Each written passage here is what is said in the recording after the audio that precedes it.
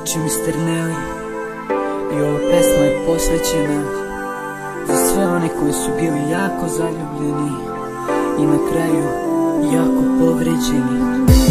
Sve je počelo sa Facebooka, kada pitala si me za prijatelja. Kasnije pisala meni komentare da sam mnogo sladak i dobar dečko.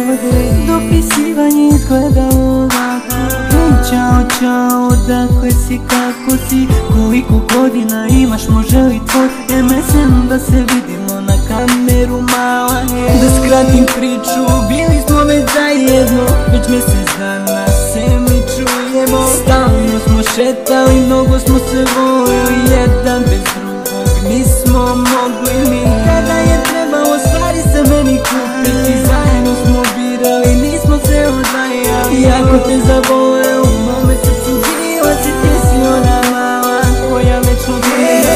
Ali nije bilo tako, sve se promenilo kad sam skontao kakva je ona to. Imala ex dečka, novi Facebook, novi MSN, napis je bio sa njegovim imenom.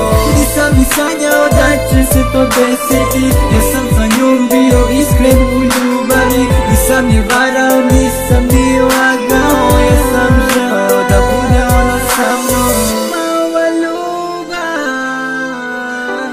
dođe mi da opsujem, jer sve zbog nje evo sada patim. Sa njim se ljubila, a sa mnom ponekad njega je volela, a mene lagala. Sa njim je maštala, a sa mnom nikada. Njega je slušala, a mene ne. Trebao sam slušati ja nju, ej. Kada bi neko pričao o meni, rekao bi ne znam koji Mr. Nelly. Tek sad sam video zašto nemaš vremena, kao stalno ideš kod drugarice, da kao domaći ovo vamo tamo, a ti šetaš sa njim svaki dan. Ja stvarno ništa ne verujem, ne želim plakati, ali suze kreće, ona je moja pogrešna ljubav. Ne želim da se setim nikada. Imala ex dečka, novi Facebook, novi MSN, sa njim se viđala, a samo ponekad.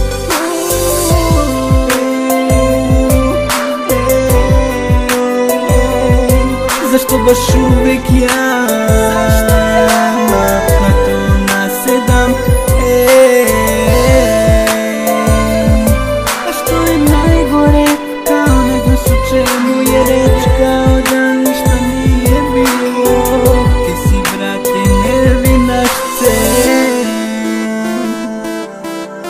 beži od mene, da te moje oči ne vide više, ne beži, beži od mene.